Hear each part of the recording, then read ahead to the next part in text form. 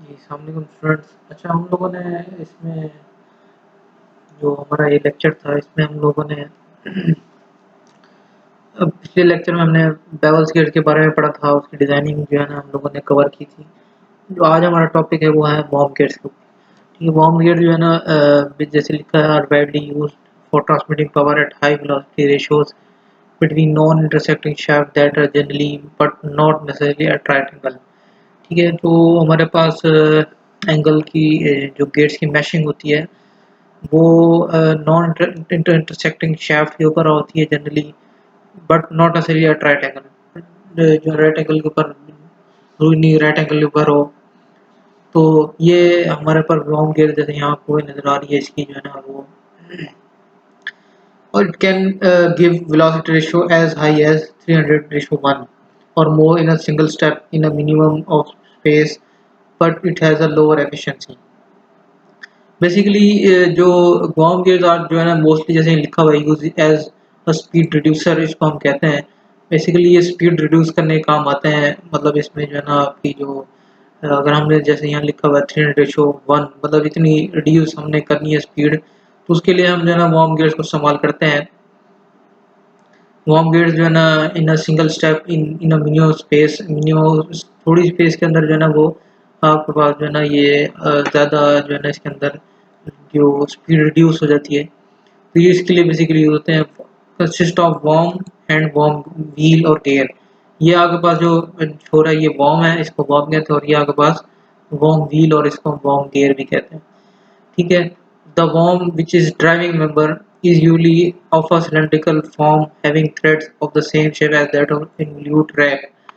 ये जो आपके पास worm होता है ये बेसिकली इसमें ये हमेशा ड्राइविंग मेंबर होता है। मतलब जैसे हम स्पर और हेलिकल गियर्स की बात करते हैं तो वहाँ पे जो है कोई भी ड्राइवर हो सकता है और उसमें दूसरा गियर फॉलोअर हो सकता है। लेकिन इस जो वर्म गियर्स होता है इसमें ये चीज़ फिक्स होती है कि आपके पास जो ड्राइवर है वो आपके पास जो वर्म होता है उसको हमेशा हम ड्राइवर लेते हैं, ये ड्राइव करता है और ये फॉलो करता है इसको। ठीक है, वर्म गियर जो है ये बेसिकली जो आपके पास यूजली जैसे लिखा हुआ है of the worm which is, देखिए जो वर्म है आपके पास विच इज ड्राइविंग मेंबर, ये आपके पास ड्राइविंग मेंबर होता है। इसके साथ जो मतलब होता है इसके साथ जो शैफ्ट लगी वो घूमती है, तो हमेशा वो इसकी जो स्पीड है उस पर फॉलो करती है। तो ये आपके पास हमेशा ड्राइवन होता है, ये ड्राइवर होता है, सॉरी ये ड्रिवन होता है। जो आपके पास वर्म गियर होता है, वर्म व्हील होता है। तो इसको जो है ना हम basically the thread of the worm may be left handed और राइट हैंडेड। ये जो आपके पास वर्म्स है ये लेफ्ट हैंडेड भी हो सकते हैं और राइट हैंडेड भी हो सकते हैं, एंड सिंगल और मल्टीपल थ्रेड भी हो सकते हैं।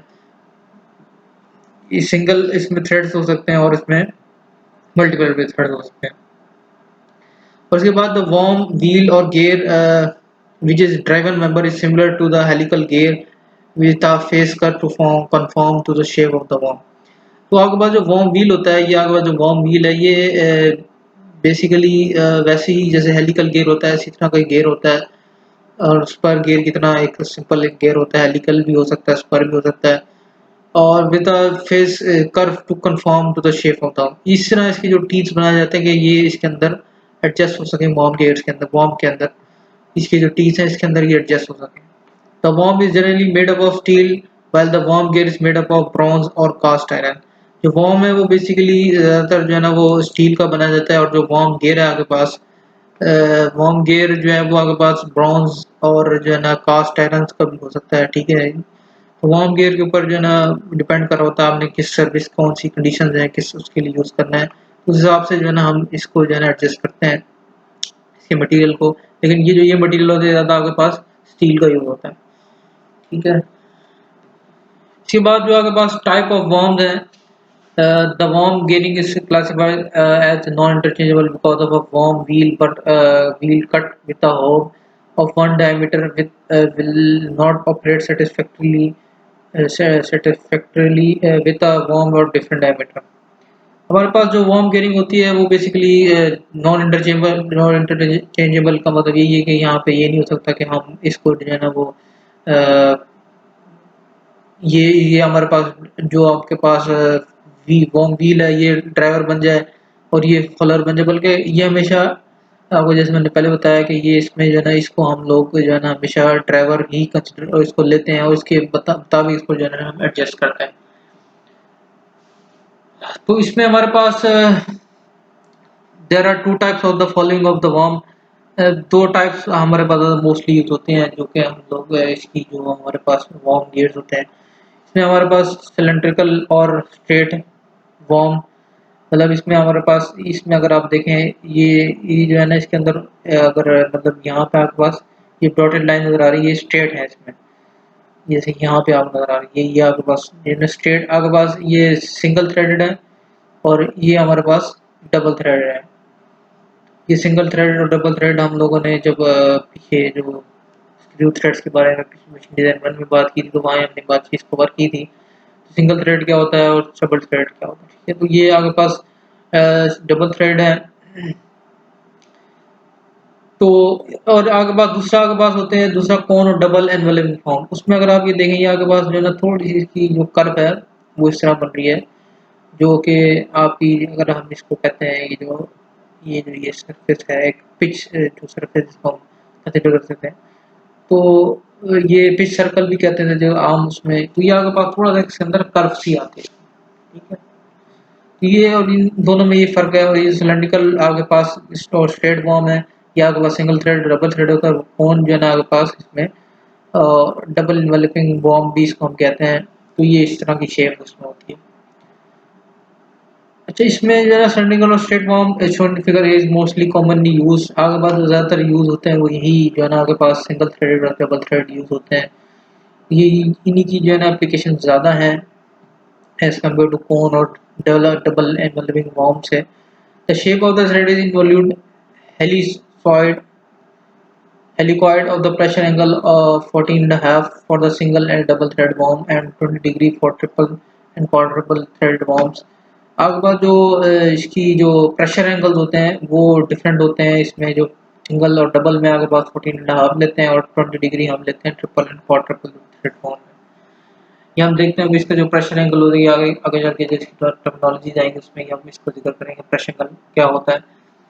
So the worm threads are cut by a straight-sided milling cutter having its diameter not less than the outside diameter of the worm or greater than 1.25 times the outside of the diameter of the worm।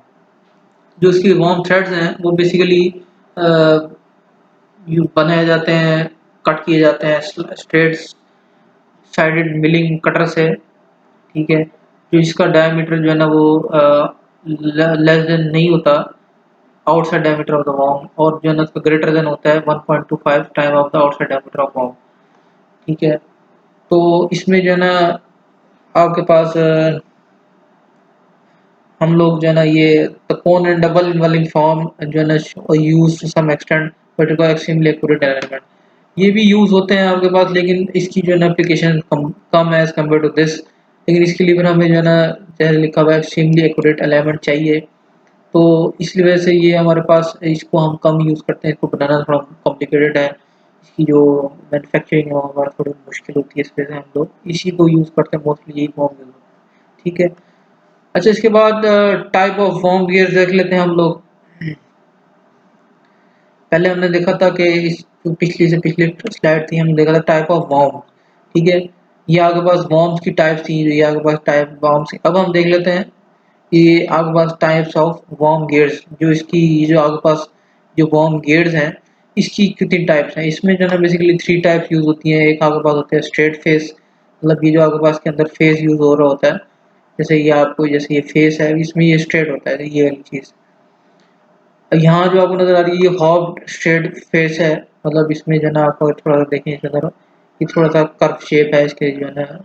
और तीसरा आपके पास होता है concave form of worm gear मतलब ये आपके पास तरह की कॉनकेव एक शेप बनाई जाती है इसकी जो है ना मतलब इसमें थ्रेडेड होती है मतलब ये जो थ्रेड्स हैं ये जो ये आपके पास शेप है जो इस फॉर्म को एडजस्ट करती है बेसिकली।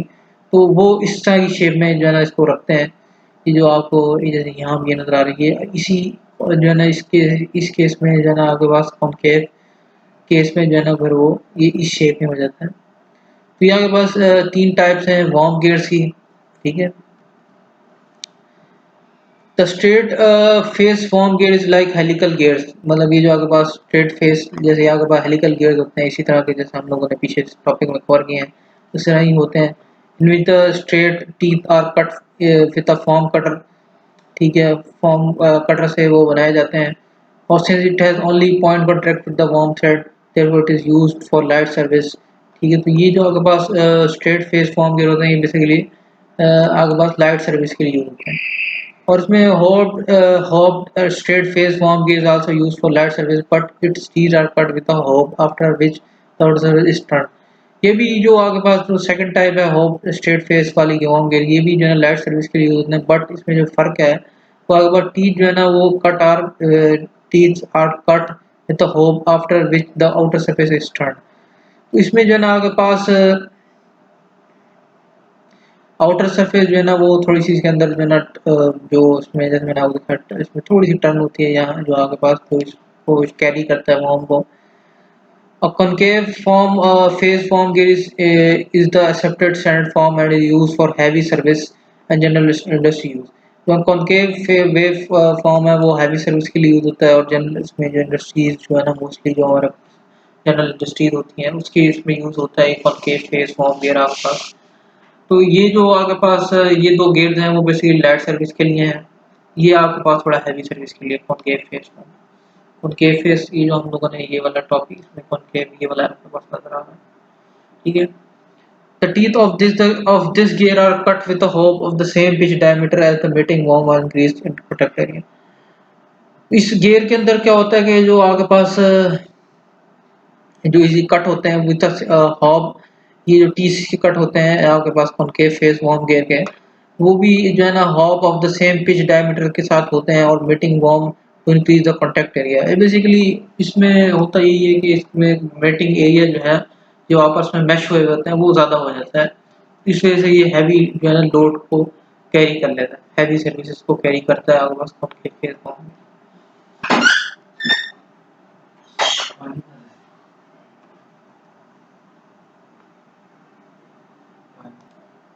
अच्छा, इसके बाद जो है ना हम जो हमारे पास टर्म यूज होती हैं वॉर्म गियर्स के अंदर वो हम देख लेते हैं। अ, सबसे पहले है एक्सियल पिच। एक्सियल पिच इसमें आपके पास लीनियर पिच भी इसको हम कहते हैं ऑफ अ वॉर्म। ये जो आपके पास अगर हम इसमें देखें मतलब कोई भी एक जो है ना डिस्टेंस ले लेते हैं हम, इस डिस्टेंस से जो है ना अगला जो आपके पास डिस्टेंस है जैसे आपके पास ये नजर आ रहा है, तो ये आपके पास जो है ना अ, एक आपके पास जो है ना ये मतलब यहाँ एक पॉइंट से लेके अगले जो टीथ है उसकी जो उसका ये एक पॉइंट आपके पास ये एक्सियल पिच कहलाता है, ठीक है। ई इसमें लिखा हुआ है it is a distance measure access parallel to the axis of worm from a point of one thread to the corresponding point of the distance thread on the worm as shown in figure. It may be noted that the axial pitch PA of a worm is equal to the circular pitch PC of the mating worm gear। ठीक है, ये जो आपके पास PA जो होता है basically equal होता है ये जो इसकी आपके पास वर्म जो इसके अंदर जो आपके पास पिच है PC जो इसकी जो आगे पास वर्म गेयर की होती है उसके इक्वल होता है, ठीक है। उसके बाद लीड, और लीड जो है हमारे पास बी जो है ना बेसिकली इसी तरह जैसे हमारे पास हमने एक्सियल पिच की बात की, लीड हमारे पास हम लोगों ने इसको जो है ना स्क्रू जो थ्रेड्स है उसके बारे में उसमें जो है डिटेल में चीज़ को हम लोगों ने कवर किया था। ये बेसिकली होती क्या है कि जब आपका पूरा एक 360 रेवोल्यूशन जब एक पूरा कर लेता है, मतलब जैसे कि जो है ना इसकी सिंगल थ्रेड में आपके पास जो है ना ये इसमें जो है ना यहाँ पे आके एक पूरा जो आपके पास यहाँ से यहाँ तक है, ये इसमें पूरा एक रेवोल्यूशन अगर मैं जैसे स्क्रू का कोई एक पॉइंट उसको लगाया तो मतलब यहाँ एक पॉइंट है, तो इस पॉइंट को जो है ना पूरा जब ये इस तरह 360 जब होगा तो वो इस उसमें होगा यहाँ तक, तो ये आपके पास पूरी रेवोल्यूशन होगी, मतलब इसके अंदर मैं कोई नट चढ़ा रहा हूँ या कोई भी इसके ऊपर अगर आप लोग करते हैं तो वो आपके पास बेसिकली लीड होती है। तो इसमें लिखा हुआ है one revolution of the form for single start thread lead is equal to the actual pitch. तो आपके पास सिंगल स्टार्ट थ्रेड हो तो उसमें आपके पास जो लीड होती है वो एक्सियल पिच की इक्वल होती है, but for multiple start threads lead is equal to the product of axial pitch and number of starts. जो आपके पास अमूमन जो मल्टीपल जो स्टार्ट थ्रेड होते हैं उसमें जो है ना आपके पास ये लीड का ये फॉर्मूला है PA/N, नंबर ऑफ स्टार्ट जितने भी स्टार्ट होते हैं उसके इक्विवेलेंट। तो यहाँ पे 1 2 3 आपके पास स्टार्ट, ये आपके पास इसकी जो है ना इस तरह हम लोग कैलकुलेट करते हैं। उसके बाद आता है लीड एंगल। लीड एंगल आपके पास वो एंगल है जो बिटवीन द, अगर हम बात करते हैं tangent to the thread helix on the pitch centre and the plane normal to the axis of मोम। जैसे आपके पास ये आपके पास इसमें कोई भी हम लोग जो है ना वो ले लेते हैं, या आपके पास इसमें जो ये इससे अगर हम एंगल देखें, ये आपके पास थ्रेड अगर लेते हैं तो ये आपके पास जो इसमें इनके दरमियान में जो एंगल बन रहा है उसको हम बेसिकली लीड एंगल कहते हैं, जो कि हमारे पास जिसको हम लैम्डा से जो है नोट करते हैं। Little consideration will show that if one complete turn of a worm thread be imagined to be unwound from the body of the worm, it will form an inclined plane whose base is equal to the pitch circumference of the worm। ठीक है, आपके पास जो if one complete turn of a worm thread to be imagined, अगर हम imagine करते हैं कि एक टर्न पूरा जो है ना इसके अंदर, जैसे यहाँ से मैंने एक बॉडी को फिट किया और ये पूरा आपके पास एक टर्न आ गया इसमें, तो उसको जो है ना जब हम from the body of the worm की जो बॉडी मतलब ये आपके पास जो शो हो रही है वॉर्म की बॉडी है, it will form an inclined plane. ये आपके पास इसको जो है ना फिर हम लोग एक जैसे इंक्लाइंड प्लेन में कन्वर्ट करते हैं, थोड़ी सी इमेजिनेशन करने की जरूरत है। ये आपके पास एक पूरा रिवोल्यूशन हुआ, तो इसमें जो है ना हम लोग जैसे इसको हमने पूरा को जो है ना इस तरह हमने कंसिडर कर लेते हैं, और इसको जो है ना इसकी जो है ना जो आपके पास जो जो ये आपके पास इसकी जो पिच सरकमफेरेंस आती है वो इस तरह जो है ना पाई DW आती है। तो आपके पास जो इसका एंगल बनता है वो इस तरह बनता है, लीड ऑफ द वॉर्म, जो आपके पास लीड है वॉर्म की divide by pitch circumference of worm. Pitch circumference आपको होता है पाई DW आपके पास, और ये जो है ना आपके पास लीड है जो पूरी कंप्लीट होती है। तो इस तरह एक हम ट्रायंगल बनाते हैं। तो ये आपके पास की वैल्यूज अगर हम पुट करते हैं PA/N और पाई ओवर DW, आपके पास ये वैल्यूज आ गई इसकी। अब हमने पिछले इसमें हम लोगों ने चीज़ कवर की है कि जो आपके पास PA है वो इक्वल टू PC होता है, मतलब इसमें जो आपके पास सर्कुलर की जो नाम ज़्यादा एक्सियल इसकी इक्वल होता है। तो PC की जो वैल्यू होती है आपको पता है पाई/M होती है, तो यहाँ पाई पाई से कट जाएगा, तो M/N ओवर DW आपके पास ये फॉर्मूला बन जाएगा किसी भी लीड एंगल को निकालने के लिए। ठीक है, तो ये आपके पास एक फॉर्मूला आ गया, सिंपल सा फॉर्मूला। DW हमारे पास यहाँ पे circle diameter of the worm है। ठीक है, और लीड एंगल में भी very from 9 degree to 45 degree. ये जो है ना लीड एंगल को जो है ना हम लोग इतना हम लोग इसमें जो है ना इसकी जो वैल्यूज है वो लेते हैं। It has been shown by F dot A Halsey that a lead angle less than 9 degree result in rapid wear and safe value of lambda is 12.5 degree. तो ये एक रिसर्च है इसमें हेल्थ ने जो की है कि उसमें जो लीड एंगल अगर 9 से नीचे रखते हैं उसमें जो है ना जल्दी ही हमारे पास रैपिड वेयर आ जाता है। तो हमारे पास जो सेफ वैल्यू है लैम्डा की वो हमारे पास 12 डिग्री आपके पास, ये आपके पास सेफ वैल्यू है for compact design. The lead angle में द फॉलोइंग रिलेशन, एक रिलेशन है इससे भी जो है ना हम लोग जो है ना आपके पास जो लीड एंगल है वो हम निकाल सकते हैं NG/NW। NG आपके पास जो है number of speed of the worm gear है, और NW जो है ना आपके पास स्पीड ऑफ द वॉर्म आ गया। ठीक है, सॉरी। इसके बाद हम देख लेते हैं tooth pressure angle. Tooth pressure angle वही एंगल है जिसको हम पहले प्रेशर एंगल के नाम से जो है ना हम लोगों ने इसको कवर किया है स्पर गियर वगैरह के अंदर, जो हमने स्पर गियर हेलिकल गियर्स किए हैं। तो उसमें जो प्रेशर एंगल है वो हमेशा बताया था पहले भी। तो वो बेसिकली इस तरह निकाला जाता है, कोई भी जो है ना जब एक आपके पास एक पॉइंट होता है पिच पॉइंट के ऊपर, जहाँ पे आपके पास जो बड़ा क्रिटिकल पॉइंट होता है जहाँ पे जो है ना लोड लग रहा होता है, तो इस पे हम लोग एक जो है ना रेडियल लाइन जो है ड्रॉ करते हैं इस तरह, और एक trace of tangential plane draw करते हैं। तो इसमें जो है ना हमारे पास जो ये एंगल निकलता है पिच प्लेन से, तो ये हमारा इसको जो है ना इस तरह में ड्रॉ करने के बाद जो है ना हमारे पास जो इसका एंगल निकलेगा वो प्रेशर एंगल होता है। ठीक है, तो ये प्रेशर एंगल जो है ना वो हमारे पास कुछ the following table show the recommend value of the, ये हमारे पास टेबल है। लीड एंगल हमारे पास, अगर लीड एंगल जो है ना 16 डिग्री है तो उसके लिए हम जो है ना 14.5 लेते हैं। और इस तरह 16 टू 25 है तो उसमें 28 डिग्री जो है ना हम लोग प्रेशर एंगल लेते हैं। इसी तरह 25 टू 35 है तो उसमें 25 लेते हैं। 35 टू 45 है तो उसमें हम लोग 30 डिग्री ले लेते हैं प्रेशर एंगल। तो हमारे पास जो pressure angle for automotive application है वो बेसिकली हमारे पास है 30 डिग्री। तो उसको रिकमेंड करते हैं, 30 डिग्री को हम रिकमेंड करते हैं कि ये जो है ना, क्योंकि इसकी जो है ना हाई एफिशिएंसी भी आती है और ओवरहॉलिंग से भी जो है ना ये जो है ना ये परमिट करता है इसको जो है ना ओवरहॉलिंग को। तो ये हमारे पास जो है ना कुछ टूथ प्रेशर एंगल के स्टैंडर्ड गिवन। तो उसके बाद आपके पास आते हैं नॉर्मल पिच। नॉर्मल पिच जो है ना वो distance between measured along the normal to the thread between two corresponding points of the adjacent thread of the worm।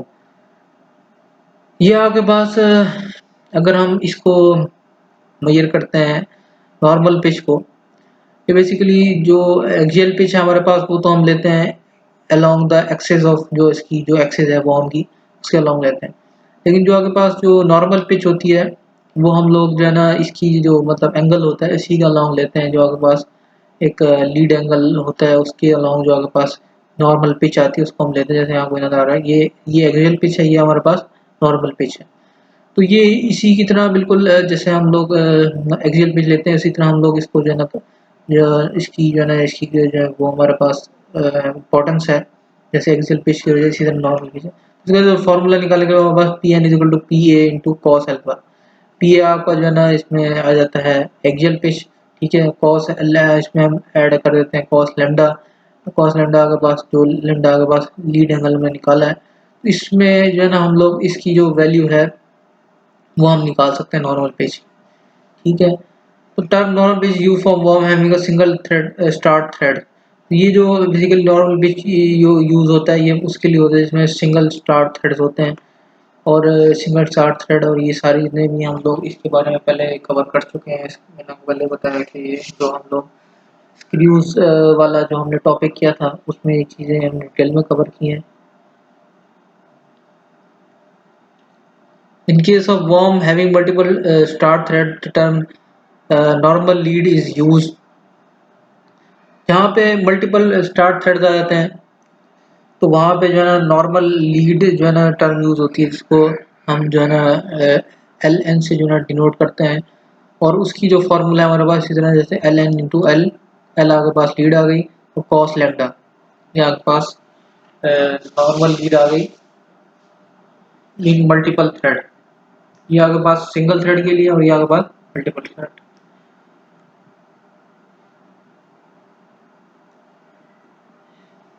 फिर उसके बाद जो टर्म है यूज होती है वो आपके पास है helix angle. Helix angle basically आपके पास जो एंगल होता है वो एंगल होता है जो कि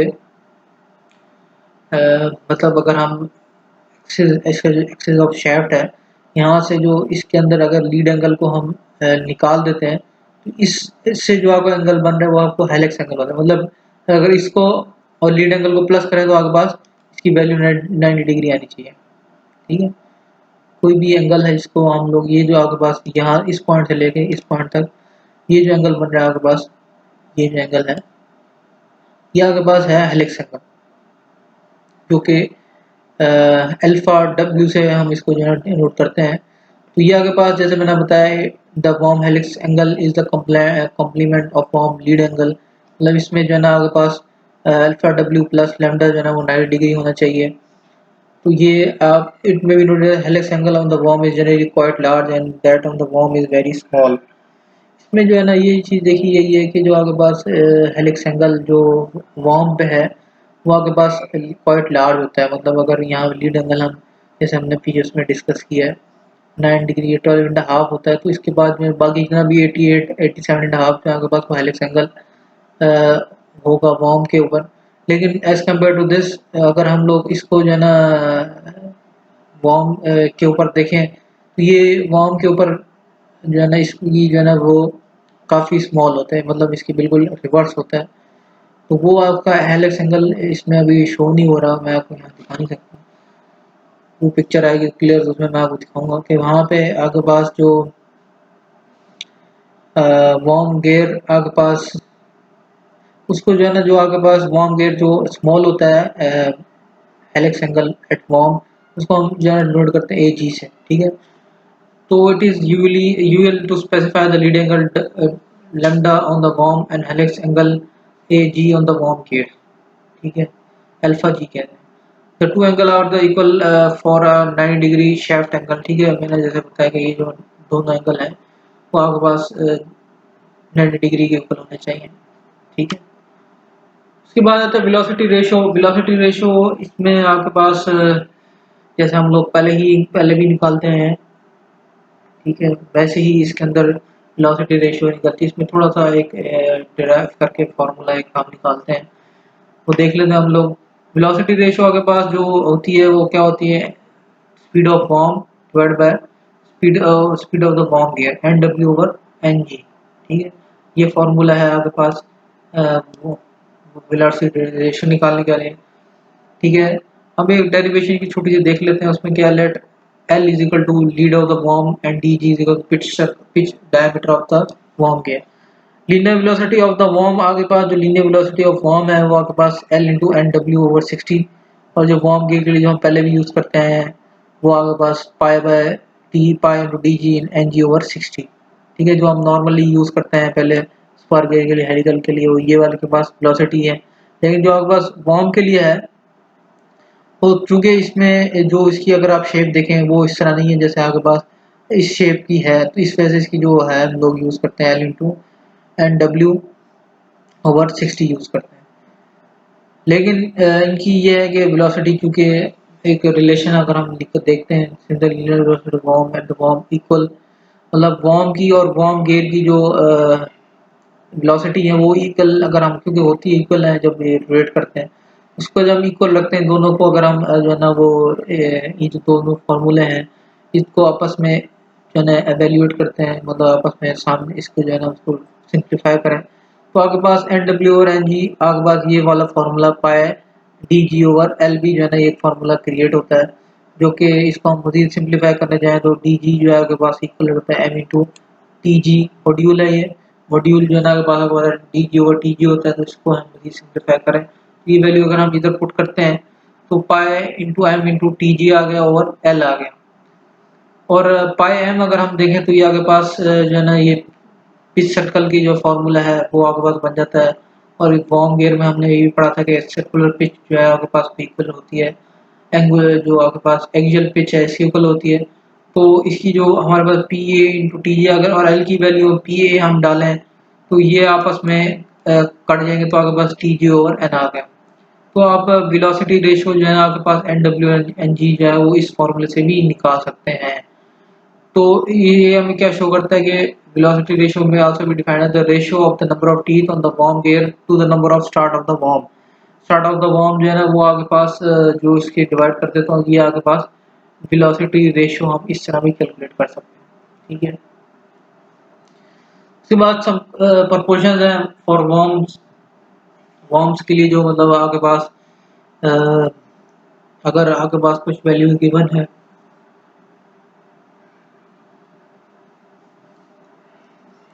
मतलब इसमें आपके पास एक्जुअल और सर्कुलर पिच की वैल्यूज गिवन है। हम बाकी जो हमारे पास जो स्टैंडर्ड है सिंगल और डबल के लिए अलग हैं, और ट्रिपल और क्वाड्रपल के लिए जो है ना हमारे पास वो डिफरेंट है। तो इसमें हमारे पास जो आ जाते हैं ये डिफरेंट, आप देख सकते हैं इसमें आपके पास ये प्रोपोर्शंस आ रहे हैं, और इसमें अगर आप देखेंगे आपके पास प्रोपोर्शन है, थोड़ा सा फर्क है इनमें। यहाँ अगर थोड़ा सा फर्क आपको नजर आएगा, इस फर्क इन वैल्यूज में नजर आएगा, और दूसरा इसमें जो आपके पास ये वैल्यू है यहाँ पे फर्क नजर आएगा, बाकी तकरीबन आपके पास सेम है, और इसमें भी फर्क है एडेंडम। और नेक्स्ट हम देख लेते हैं वार्म गेयर्स के लिए जो प्रोपोर्शंस हैं, वो भी इसमें अगर आप देखें तो इसमें थोड़ा सा आउटसाइड डायमीटर में आप देखेंगे आपके पास इसमें थोड़े से ये फर्क नजर आ रहा है, ठीक है। और इसमें जो है ना आपके पास DG की जो वैल्यू है ये इसमें, और फिर इनमें इनमें इनमें तकरीबन तीनों में ये सारे वैल्यूज के अंदर फर्क है।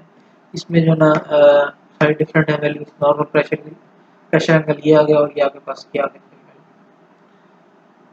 जी, हम जो है ना नेक्स्ट लेक्चर में करेंगे। तो ये आपका लेक्चर था यहाँ तक। इसमें कोई चीज़ आपको नहीं समझ आती, किसी किस्म की कोई चीज़ पूछनी हो तो मैं जो है ना किसी वक़्त भी आपसे पूछ सकते हैं कॉल करके, या कोई भी आप मीडियम यूज़ कर सकते हैं, व्हाट्सऐप, जो भी आप ईज़िली अवेलेबल। ठीक है, नेक्स्ट लेक्चर के लिए अल्लाह हाफ़िज़। अस्सलामु अलैकुम।